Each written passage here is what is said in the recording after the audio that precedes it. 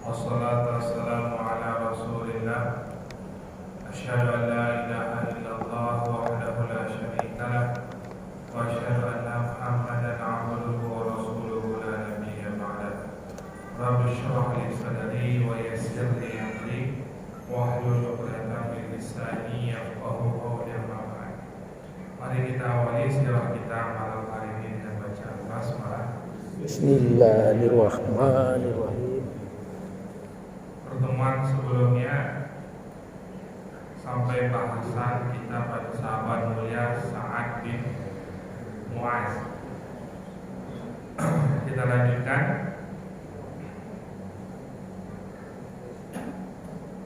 Sa'ad bin Mu'az adalah sahabat mulia. Beliau itu dari Ansor. Kalau dari Muhajirin, sahabat terdekat Nabi adalah Sayyidina Abu Bakar. Maka dari Ansor, sahabat terdekat Nabi adalah Sa'ad bin Mu'az. Maka posisi Sa'ad bin Mu'az itu sebagaimana posisi Abu Bakar terhadap orang-orang Muhajirin, terhadap sahabat-sahabat Muhajirin. Maka tinggi benar kedudukan beliau, karena memang memiliki peran yang begitu besar, baik dari awal keislamannya sampai setelah keislamannya telah yakin betul keimanan ketika sudah masuk dalam orang-orang yang teguh gitu. Tidak sedikit pun beliau berpaling. Pertemuan sebelumnya kita sudah kisahkan bagaimana Islamnya Sa'ad bin Mu'az, kemudian bagaimana perannya Sa'ad bin Mu'az dalam perang Badar. Nah, hari ini, malam ini kita lanjutkan bagaimana peran Sa'ad bin Mu'az dalam memberikan keputusan yang nantinya keputusan tersebut diaminkan oleh wahyu. Artinya keputusan yang diambil oleh Sa'ad bin Mu'az sama sebagaimana yang Allah inginkan. Maka dalam perang Khaybar, setelah perang Ahzab, terjadi pengkhianatan dari Yahudi Khaybar, yang ada di Khaybar. Maka ketika itu Nabi mengutus untuk mengepung Khaybar. Terjadi penaklukan, terjadi beberapa hari peperangan, kurang lebih itu ada 25 malam yang mengepung benteng Khaybar. Kemudian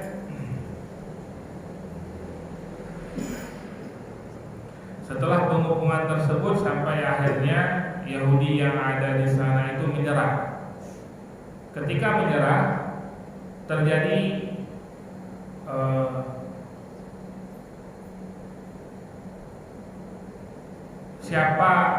terjadi perselisihan siapa yang akan memutuskan mau diapakan ini Yahudi di Khaybar.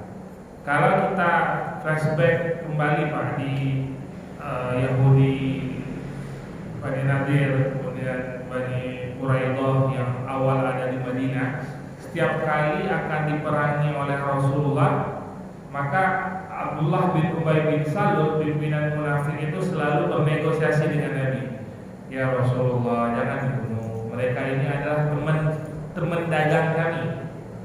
Ya, mereka ini adalah teman dagang kami. Maka Bani Nadir, Bani Quraidah gak dibunuh, tapi diusir dari kota Madinah, karena Nabi melihat kerasnya tekanan dari orang-orang munafik, ya, dari Ansor gitu ya, tapi yang munafiknya.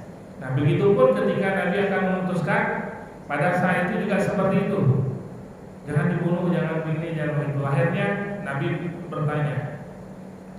Pada saat itu Sa'ad bin Mu'az terluka nih, ketika perang Ahzab itu. Beliau terkena, lengan beliau itu terkena panah, dan itu menyebabkan pendarahan besar. Maka beliau dirawat di Masjid Nabawi. Nabi perintahkan kepada sahabat untuk mendirikan tenda khusus untuk di situ Sa'ad bin Mu'az dirawat. Sehingga ketika pengepungan Bani Khaybar itu Sa'ad bin Mu'adz ikutan. Nah, maka ketika Nabi tanya siapa nih yang memutuskan? Yang memutuskan biar pimpinan kami Sa'ad bin Mu'adz. Maka Nabi kirim putusan untuk memanggil Sa'ad bin Mu'adz ke Madinah. Setelah dipanggil, Sa'ad bin Mu'adz dalam keadaan kondisi terluka, beliau naik keledai itu, dibopong sama keledai dari Madinah menuju ke Khaybar. Maka sesampainya di hadapan Rasulullah, sebelum sampai ketemu dengan Nabi, sepanjang jalan itu orang-orang Ansor yang punya kedekatan dengan Yahudi itu meminta ampuni saja mereka, ya udah jangan dibunuh, kasih keputusan sebagaimana yang sebelum-sebelumnya. Jadi ada banyak sekali bisikan-bisikan gitu kepada beliau supaya Yahudi itu tidak dieksekusi. Sehingga kondisi Sa'ad bin Mu'adz sendiri pada saat itu adalah mereka merasakan bagaimana penduduk Madinah, ya, yaitu yang berasal dari Madinah dari suku Aus dan juga Khazraj, itu tidak mau dilihat seperti lemah gitu dalam mengambil keputusan. Nah, disitulah Sa'ad bin Mu'adz menguatkan batinnya gitu, ya, menguatkan batinnya karena setelah ini dia akan mengambil sebuah keputusan besar. Kemudian setelah sesampainya di hadapan Rasulullah, maka diturunkannya Sa'ad, ya, kemudian berhadapan dengan Rasulullah.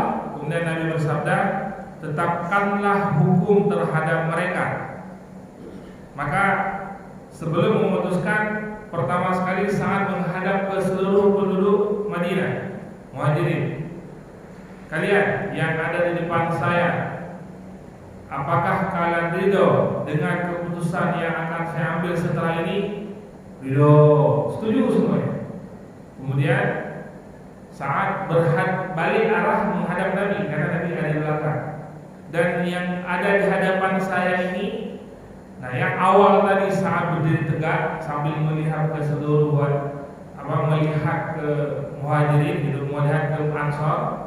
Namun ketika menghadap ke Nabi, Sa'ad bin Mu'adz duduk dan menghadap Nabi sebagai rasa hormat beliau kepada Rasul. Kata Sa'ad, apakah yang ada di sini dan pun nama Nabi kan disebut sebagai penghormatan, ta'ziman, ya.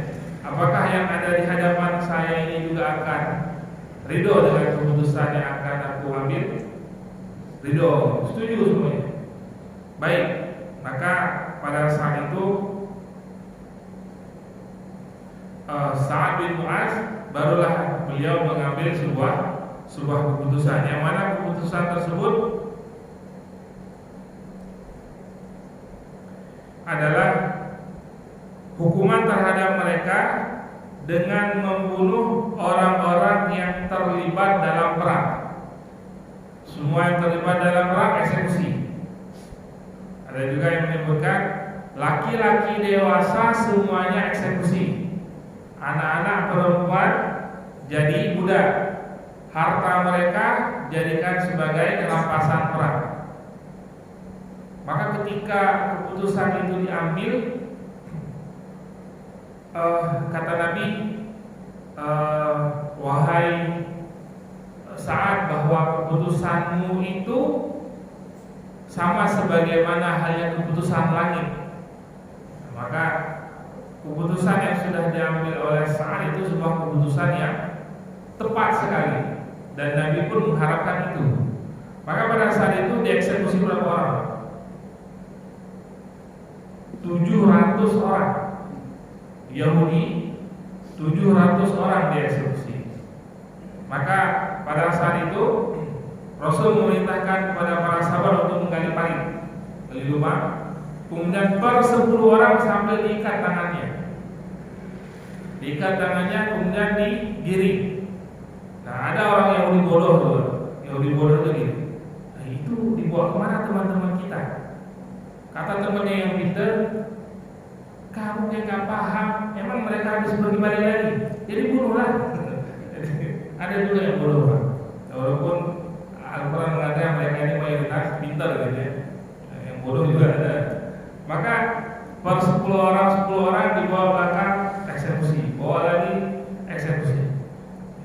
Maka 700 orang semua dieksekusi, yang tersisa hanya anak-anak dan juga perempuan, dan itu pun mereka dijadikan sebagai tawanan, sebagai budak. Ya, nanti jadi rampasan perang juga. Maka setelah mengambil keputusan itu,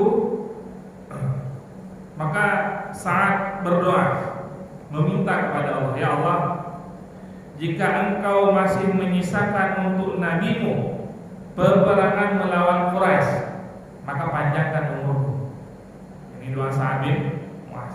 Kalau setelah ini masih ada peperangan yang berhadapan dengan Quraisy, panjangkan umurku. Namun apabila sudah tidak ada lagi peperangan dengan Quraisy, disebutkan secara spesifik hanya dengan Quraisy. Namun kalau sudah tidak ada lagi perang dengan Quraisy, ya sudah cukupkan. Dan benar doanya Sa'ad bin Mu'adz, peperangan Ahzab adalah peperangan terakhir kali antara kaum muslimin berhadapan dengan Quraisy. Karena setelah itu udah gak ada perang lagi dengan Quraisy. Semuanya kalau setelahnya apa? Fathul Mekah. Kan itu sudah gak ada peperangan karena memang sudah dikuasai. Maka setelah berdoa seperti itu, setelah saat berdoa seperti itu, Aisyah berkata, maka lukanya memancarkan darah. Tadi lengannya yang kena panah itu sebenarnya sudah sembuh, kecuali sedikit saja lukanya, karena kan sudah dirawat beberapa hari. Ya, sudah dirawat beberapa hari, cuma belum sembuh total, tapi ada sedikit luka yang masih terbuka. Ketika saat selesai berdoa meminta sebagaimana tadi, maka kata Aisyah, maka lukanya memancarkan darah, padahal sebelumnya sudah sembuh kecuali satu titik kecil saja. Seketika itu Allah kabulkan doanya Sa'ad bin Mu'adz.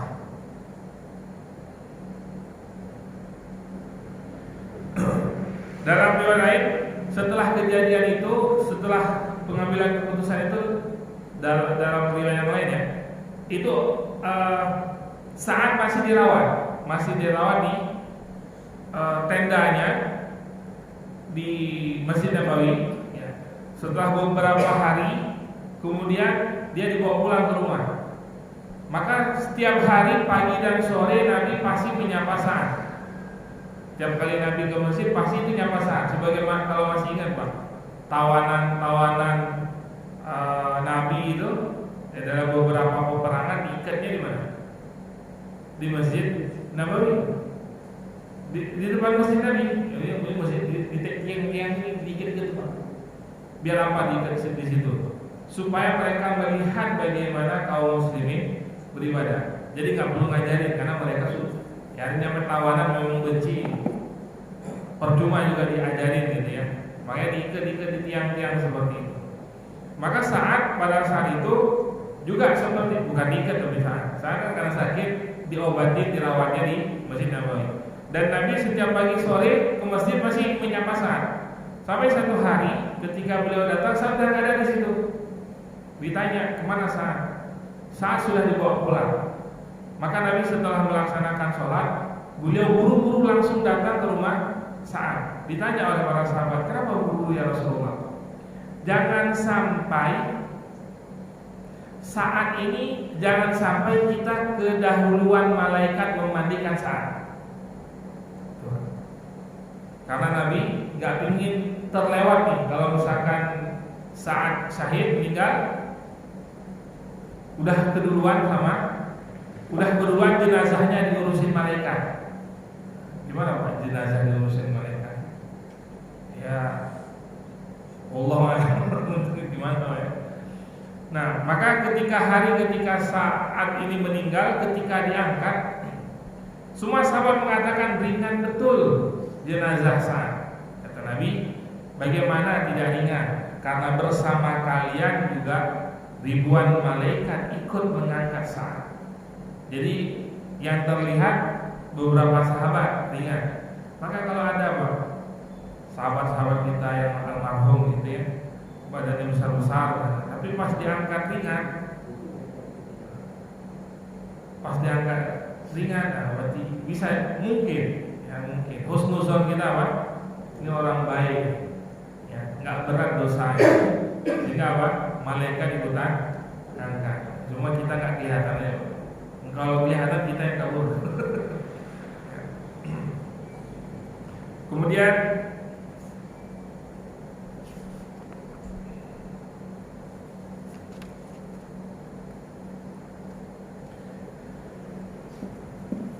ketika saat memutuskan keputusan tadi, setelah saat memutuskan keputusan menghukum Yahudi, Nabi bersabda, hakamta fihim bihukmillah min fawqi sab'i samawat.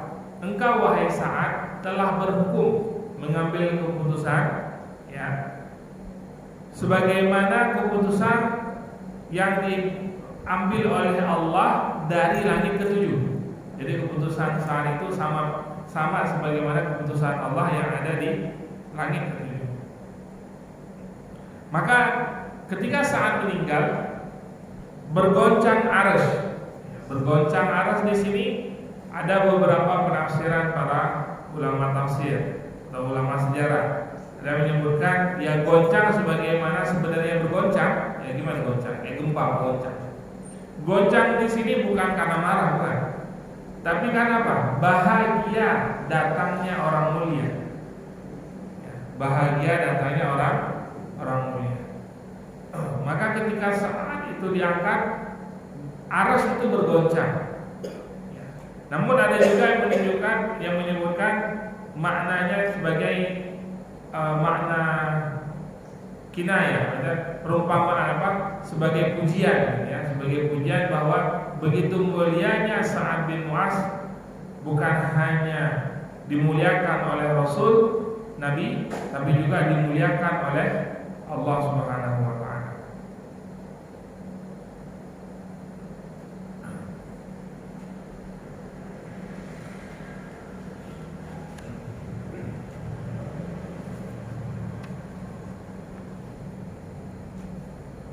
Kemudian malaikat membawa jenazah Sa'ad. Ketika pulang, dengan Sa'ad terkena anak panah lalu dia sakit karenanya, maka dia diurus oleh Rufaidah. Rufaidah ini juru perawat. Jadi dari dulu juga perempuan itu ikut perang. Tugasnya adalah merawat pasukan-pasukan yang terluka. Maka Sa'ad punya perawat sendiri pribadi, ya, namanya Rufaidah. Diminta oleh Rasul kepada Rufaidah untuk memang mengurusi lukanya Sa'ad bin Mu'adz. Itu tadi ketika Sa'ad dibawa pulang ke rumah, kata Nabi, inni akhafu an tasbiqana ilaihil malaika fatalsiluhu kama wasalat Handalah. Nabi khawatir kalau enggak buru-buru datang ke rumah Sa'ad. Kata Nabi, aku khawatir para malaikat mendahului kita, lalu mereka memandikannya sebagaimana mereka memandikan Hanzalah. Ada sahabat Nabi yang syahid di perang, ya, namanya Hanzalah. Itu beliau dimandikan oleh malaikat langsung, ya, dimandikan oleh para malaikat. Kalau nggak salah, ini syahid waktu perang Uhud, kalau nggak salah, Hanzalah itu. Beliau pas sahabat melihat bagaimana malaikat memandikannya, ya. Nah, cuma apakah wujud aslinya kelihatan Allah, tapi malaikat yang memandikan Hanzalah. Makanya Nabi nggak pilih kelewatan, jangan sampai seperti Hanzalah pas datang udah selesai. Kemudian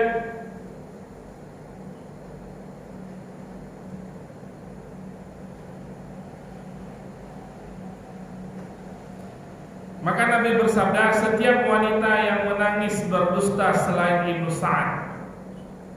Maksudnya banyakkan hari ini itu kalau ada orang meninggal kan banyak nangis, Tapi mayoritas nangisnya itu dusta.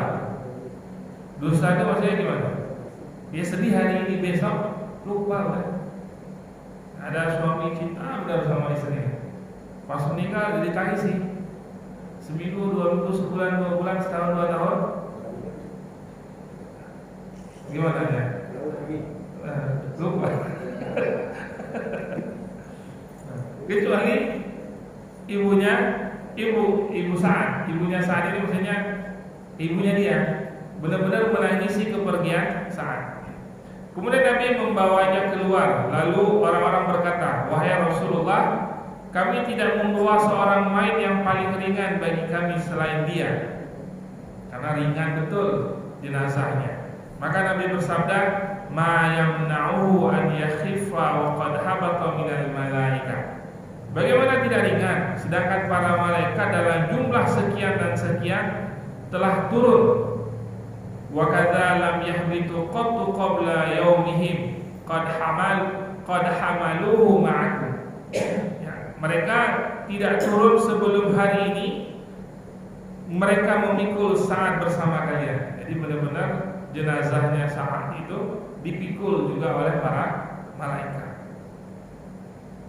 Kemudian ini kisah bagaimana wafat syahidnya Sa'ad bin Mu'adz. Berikutnya adalah sempitnya kubur, himpitan kubur. Dalam sebuah sabda Nabi, semua orang itu pasti akan dihimpit oleh bumi, oleh kubur. Kalaulah ada satu orang yang selamat dari himpitan itu, maka Sa'ad bin Mu'adz lah orangnya. Tapi Sa'ad pun gak lepas dari himpitan itu. Kebayang Pak maksudnya? Orang baik yang seperti Sa'ad saja mestinya ini gak ketemu nih dengan himpitan kubur. Tapi beliau pun kena. Sebenarnya pertanyaan itu buat kita, apalagi kita kan? Udahlah amalnya pas-pasan, udahlah kita satu hari baik, satu hari kadang-kadang khilaf gitu. Maka khawatir betul kita dengan himpitan kubur itu. Karena waktu yang paling berat, kondisi yang paling berat setelah sakaratul maut adalah himpitan kubur. Sakaratul maut sakit tuh. Kemudian pertanyaan mungkar nakir, kalau nggak bisa jawab kena gebuk. Kemudian baru kena himpitan kubur. Nah maka kata Nabi, dari Jabir berkata, suatu hari kami keluar bersama Rasul kepada Sa'ad bin Mu'adz ketika dia wafat. Maka setelah mensalatkannya dan meletakkannya di kuburnya ditutup dengan tanah, maka Rasul bertasbih dengan tasbih yang panjang. Kemudian beliau bertakbir, maka kami juga bertakbir. Maka beliau ditanya, "Mengapa engkau bertasbih kemudian bertakbir, wahai Rasulullah?" Maka beliau menjawab, "Laqad tadayaqa ala hadzal 'abdi shalih qabruhu hatta farrajahu Allahu anhu." Kubur hamba yang soleh ini menyempit sehingga Allah melapangkannya untuknya. Jadi ketika dilapangkannya, Allah senang Nabi bertakbir. Ya, pertama beliau bertasbih, kemudian bertakbir. Kita dihimpit itu, maka ini bisa jadi bacaan kita, bacaan kita kalau mengantar jenazah. Ya bacaan. Kalau kita bingung mau baca apa, nggak tahu mau baca apa, baca subhanallah, subhanallah, subhanallah, subhanallah. Harapannya apa? Kalaulah jenazah ini dihimpit oleh kubur, Allah segerakan himpitan itu. Artinya setelah dihimpit langsung Allah lapangkan kembali. Kadang kita datang ke kubur nggak ngapa-ngapa, bukan nggak ngapa-ngapain, nggak tahu baca apa ya. Maka di sini bisa kita menjadi amalan kita bagi yang mengantarkan jenazah. Kalau yang sudah turun, yang ngurusin, nguburin, udah jelas melakukan sesuatu. Nah kita yang kan nggak mungkin semuanya ikutan, Pak. Kan nggak mungkin 10 orang masuk ke kubur kan. Paling masuk kubur berapa? 3, kepala, tengah, kaki. Ya 3 3 orang. Terus dua atau 3 orang yang nurunin tanah gitu ya. Dan yang lainnya yang kadang-kadang iseng ya main turun tanah. Maka bisa amalan kita baca subhanallah, subhanallah, subhanallah, Allahu akbar, Allahu akbar, Allahu akbar. Harapannya apa? Kalau jenazah ini dihimpit oleh kuburnya, maka segera Allah lapangkan. Hatta farajahullahu anhu. Kemudian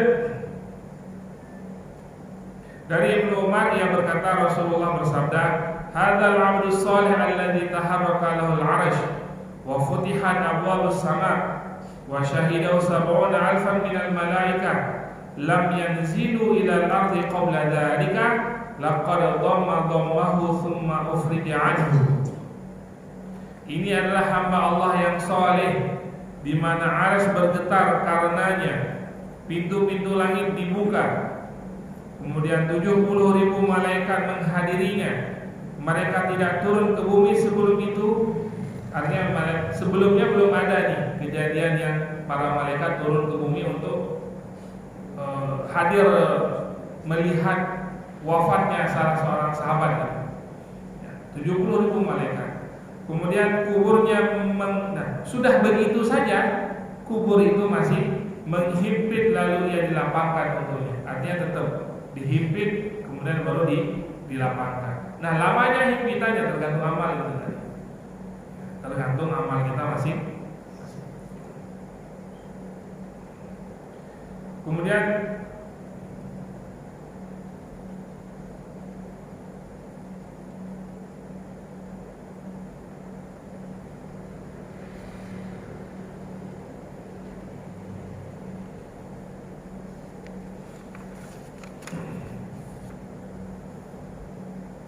sapu tangan Sa'ad bin Mu'adz di surga. Sapu tangan, Pak. Kalau kita sapu tangan di kantong. Ini sapu tangannya Sa'ad bin Mu'adz. Disebutkan dari Abu Ishaq, ia berkata, aku mendengar dari Al-Barra berkata, Rasulullah diberi hadiah sebuah jubah dari sutra. Maka para sahabat merabanya. Mereka kagum kepada kelembutannya, maka Nabi bersabda, ata'jabuna min lini hadhihi lamanadilu Sa'id bin Mu'adz fil jannah khairun minha wa aliyan. Di sini Nabi satu hari pernah dikasih satu jubah yang bagus sekali.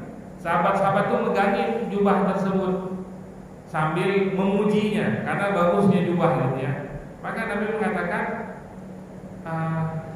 apakah kalian merasa bahwa baju ini lebih bagus? Ketahuilah bahwa sapu tangannya Mu'adz nanti di surga lebih baik daripada baju ini dan jauh lebih lembut daripada baju ini. Nabi menunjukkan bagaimana keutamaan Sa'ad bin Mu'adz sampai sapu tangannya saja. Jadi sapu tangan lembut. Kalau kita biasanya kasar ya, buat ngelap keringat.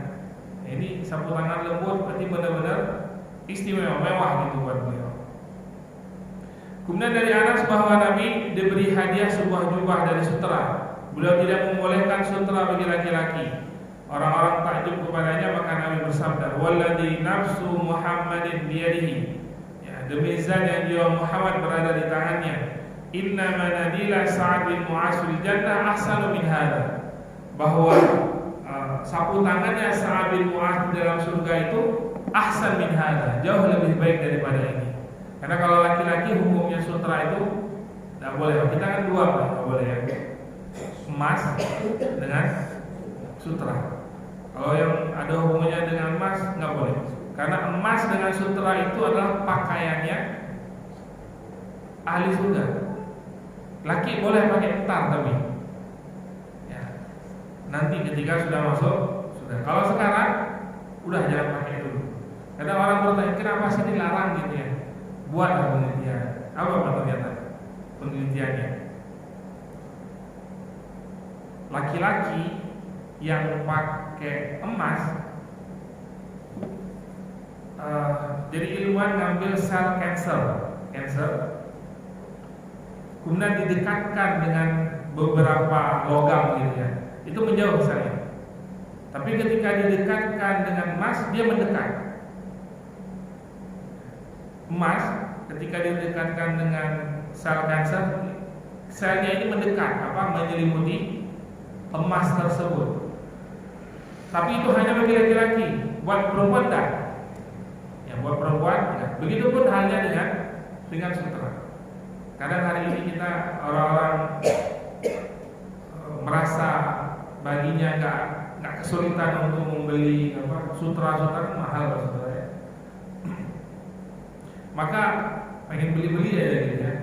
Tapi ketahuilah bahwa itu larangan dalam Islam pasti ada maslahatnya. Semua larangan ataupun semua perintah dalam Islam pasti ada maslahatnya, ada kebaikannya. Ketika kita langgar, ya, maka mudaratnya yang akan menimpa kita. Kemudian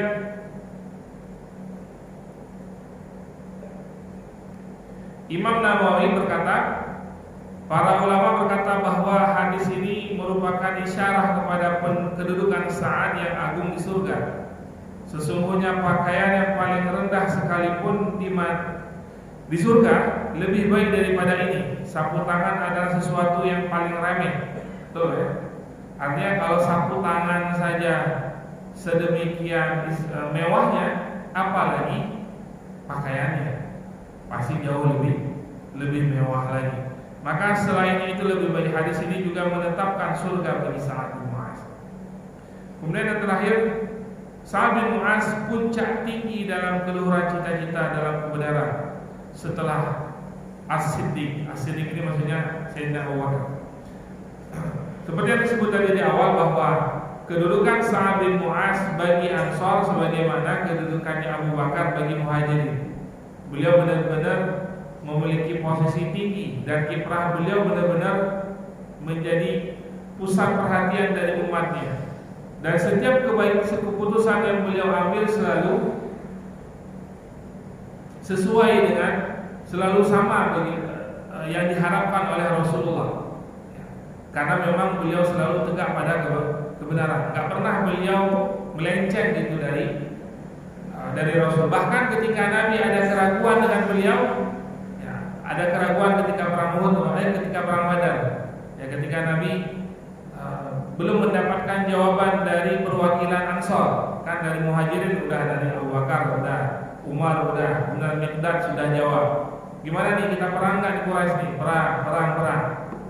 Nah, adapun Nabi tidak menyebut secara langsung. Adapun yang kaum muslimin di sini bagaimana? Maka Sa'ad bin Mu'az mengatakan, "Ya Rasulullah, apakah engkau menyinggung kami?" Ya, kata Nabi. Karena dari tadi yang jawab dari Muhajirin mau perang jelas mereka sengaja berhijrah dari Mekah ke Madinah. Kalau ada yang melawan mereka pasti akan diperangi. Nggak takut mati. Nah, adapun Ansar, ini kan mereka baru masuk Islam, baru mengenal Islam, tiba-tiba diajak perang. Maka Sa'ad memberikan sebuah keputusan yang membuat sahabat-sahabat yang membuat Nabi yakin dengan keikutsertaan para Ansar membela Muhajirin dan juga melindungi Rasul. Maka Sa'ad bin Mu'az berkata, ada 3 hal, pada ketiganya aku kuat dan pada selainnya aku lemah. Yang pertama, aku tidak melakukan satu salat sejak aku masuk Islam, lalu aku berbicara kepada diriku sendiri sampai aku menyelesaikannya. Artinya kalau beliau sudah sholat, udah nggak ada ngomong-ngomong sampai selesai. Kemudian yang kedua, aku tidak mengantarkan jenazah, lalu aku berbicara kepada diriku dengan selain yang dikatakan oleh jenazah itu atau dikatakan kepadanya sampai ia dikuburkan. Jadi kita hari ini karena takziah banyak cerita kita. Walaupun dalam takziah memang disunahkan untuk menceritakan kebaikan dari mayit, sunnah itu, ya, sebuah kebaikan, gitu ya. Memang dianjurkan menceritakan kebaikannya. Kalau ada kekurangannya tutupin aja, nggak usah diceritain. Kemudian yang ketiga, aku tidak mendengar Rasul bersabda kecuali aku mengetahui bahwa sabdanya itu benar. Nggak pernah beliau ragu dengan sabda Nabi. Kemudian Selain kehidupan yang panjang yang syarat dengan pengorbanan dan perjuangan, Sa'ad bin Mu'adz pergi untuk menyusul Rasulullah dan para sahabatnya. Inilah kisah dari Sa'ad bin Mu'adz rahimahullah. Baik, maka dari kisah Sa'ad bin Mu'adz ini, kalau kita ambil pelajaran sangat banyak sekali, bagaimana kepatuhan secara total kepada Islam. Hari ini kadang kita mengatakan Islam, tapi kepatuhan kita masih milih-milih. Kepatuhan kita masih, oh ini tidak menguntungkan nih, oh ini menyusahkan, oh ini nggak enak nih, macam-macam. Sa'ad bin Mu'adz nggak ada. Ketika udah masuk Islam, keputusannya semuanya untuk Islam.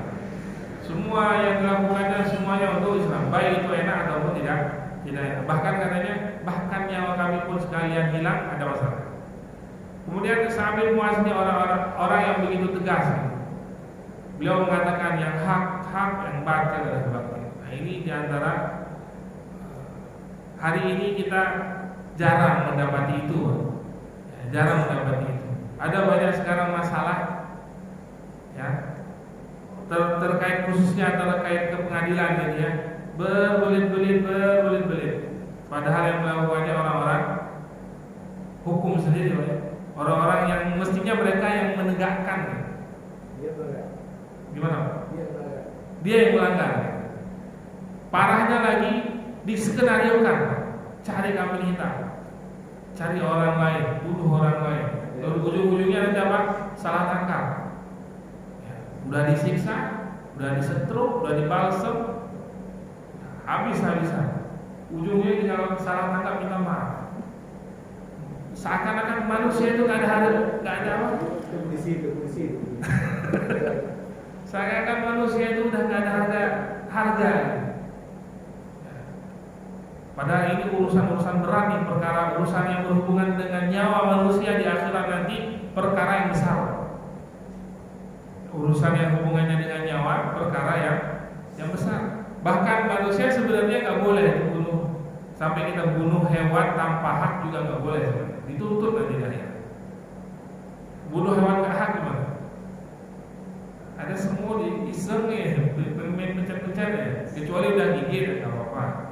Atau ada hewan yang lain main lempar aja, gitu. Ada kucing lempar iseng.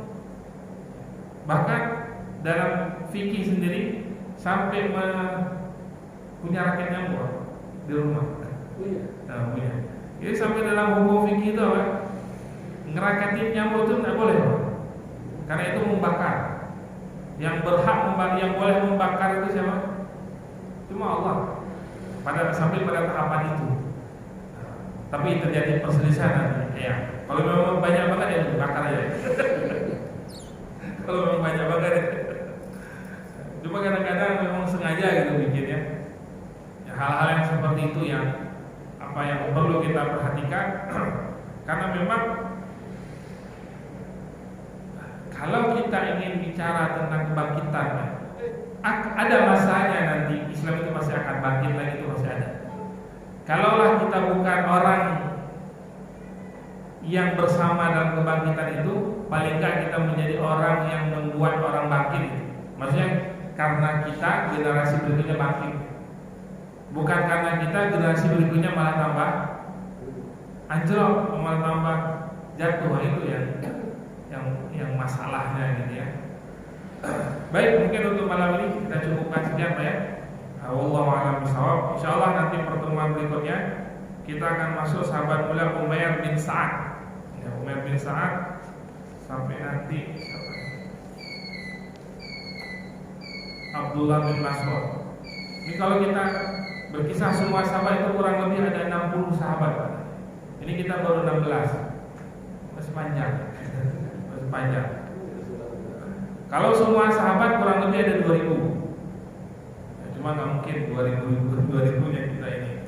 Tapi dalam kitab ini nanti kurang lebih ada 60 sahabat nanti yang memang diangkat, yang kiprahnya mereka benar-benar kiprahnya banyak sekali memberikan manfaat buat umat. Insyaallah kita lanjutkan pada pertemuan berikutnya. Wallahu a'lam bishawab. Assalamualaikum warahmatullahi wabarakatuh.